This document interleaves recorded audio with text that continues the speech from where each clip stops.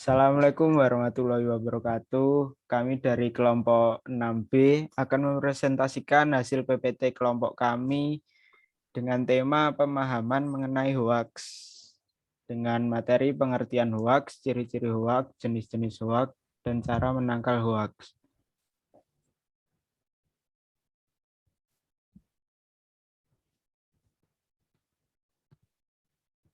Yang beranggotakan saya Imam Abdillah Purwanto, NIM V3421053. Dan saya Tennyson Ilham Naswa Hidayat dengan NIM V3421033. Latar belakang. Hoaks merupakan berita palsu yang sekarang ini sedang marak di kalangan masyarakat. Fenomena hoaks bukan lagi hal yang jarang terjadi termasuk di Indonesia, khususnya di media sosial. Hoaks dapat membuat masyarakat resah karena informasi yang tidak diketahui kebenarannya. Karena semakin berkembangnya teknologi komunikasi dan informasi juga membuat hoaks dapat beredar dengan cepat di masyarakat melalui media sosial. Hoaks adalah informasi sesat dan berbahaya karena menyesatkan persepsi manusia dengan menyampaikan informasi palsu sebagai kebenaran. Hoaks mampu mempengaruhi banyak orang dengan menodai suatu citra dan kredibilitas. Hoaks dapat bertujuan untuk memengaruhi pembaca dengan informasi palsu sehingga pembaca mengambil tindakan sesuai dengan isi hoaks. Sebagai pesan informasi palsu dan menyesatkan, hoaks juga dapat menakut-nakuti orang yang menerimanya. Kemudian pengertian hoaks. Secara bahasa, hoaks adalah lelucon, cerita bohong, olokan, membohongi, menipu, mempermainkan, dan memperdaya. Dalam KBBI, hoaks diserap menjadi hoaks dan diartikan sebagai berita bohong.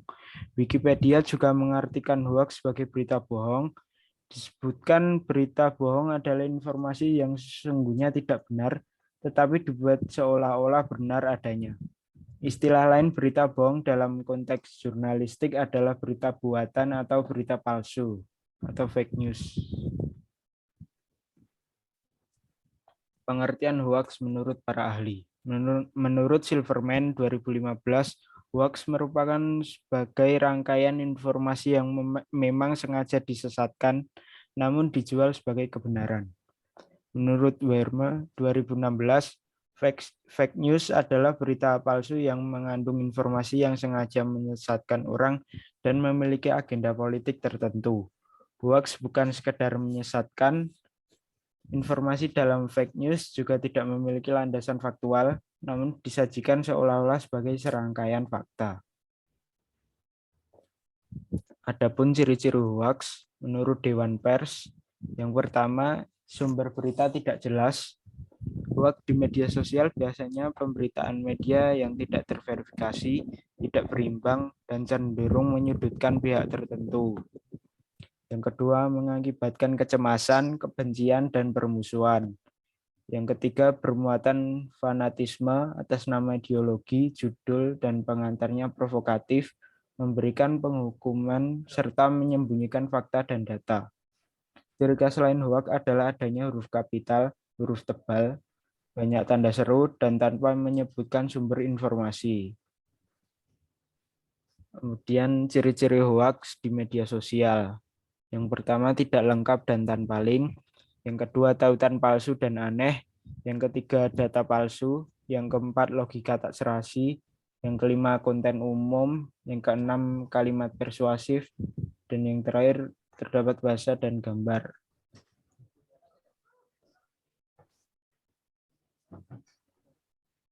Penjelasan tentang ciri-ciri hoaks. Tidak lengkap dan yang pertama tidak lengkap dan tanpa link. Ciri hoaks di media sosial yang pertama adalah informasi hanya sepotong, namun menonjolkan daya tarik bagi siapapun yang sekilas membaca atau melihatnya.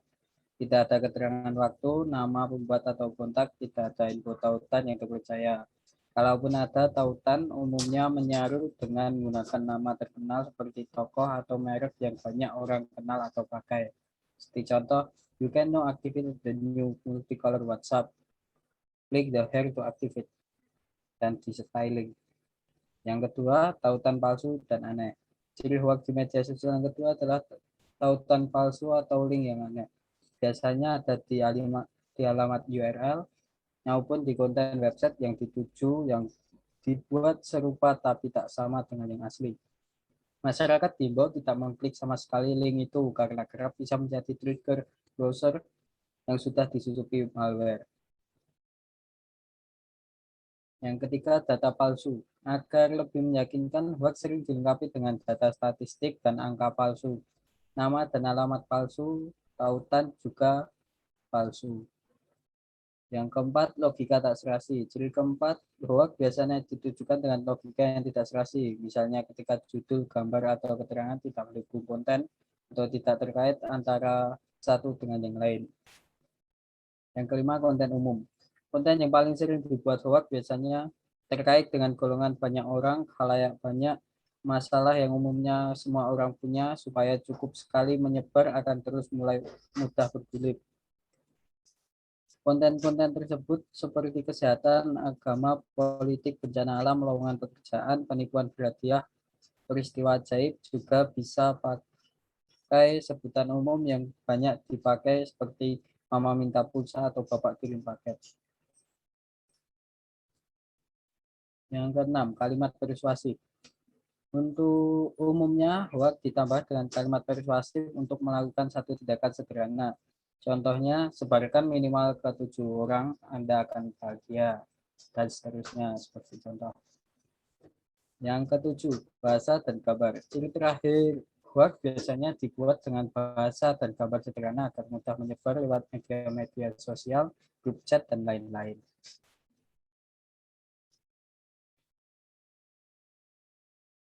Jenis-jenis hoax. Yang pertama, fake news.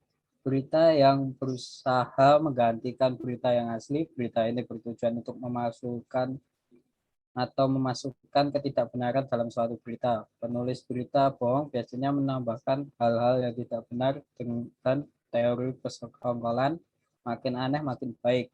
Berita bohong bukanlah komentar humor terhadap suatu berita. Yang kedua, clickbait. Tautan yang diletakkan secara strategis di dalam suatu situs dengan tujuan untuk menarik orang masuk ke situs lainnya. Konten di dalam tautan ini sesuai fakta, namun judulnya dibuat berlebihan atau dipasang gambar yang menarik untuk memancing pembaca. Yang ketiga, confirmation bias. Kecenderungan untuk menginterpretasikan kejadian yang baru terjadi sebaik bukti dari kepercayaan yang sudah ada. Yang keempat, misinformation. Informasi yang salah atau tidak akurat dibuat terutama dengan tujuan untuk menipu.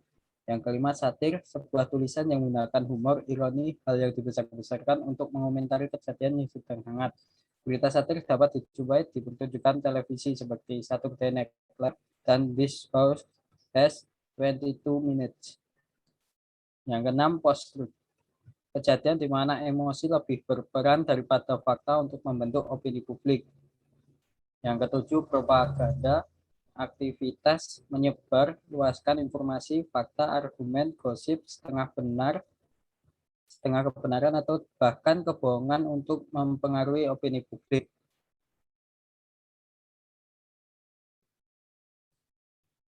Cara menangkal hoax. Cara menangkal hoax secara sederhana dapat dilakukan dengan 3 langkah. Yang pertama, copy paste informasi yang dicurigai hoax, telusuri melalui internet, kemudian capture lalu bagikan hasil screenshot yang menerangkan bahwa informasi tersebut hoax. Yang kedua, jika hoax yang lebih kompleks kontennya, maka perlu lebih banyak upaya untuk mencari tahu informasi tersebut.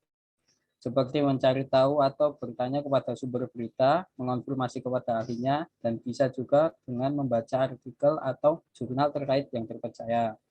Yang ketiga, kalau merasa masih resah gara-gara hoax, jangan diam saja. Adukan ini bisa mulai dari menggunakan fitur report status di media sosial atau dengan mengirimkan email ke aduankonten@mail.kominfo.go.id.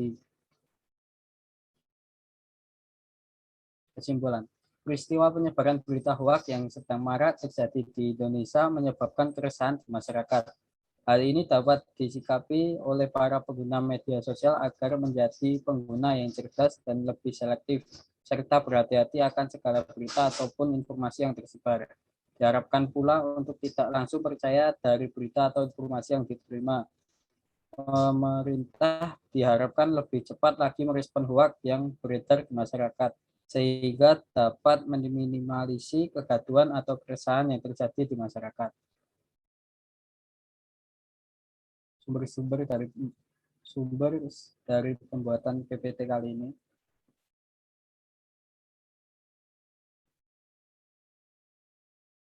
Terima kasih. Wassalamualaikum warahmatullahi wabarakatuh.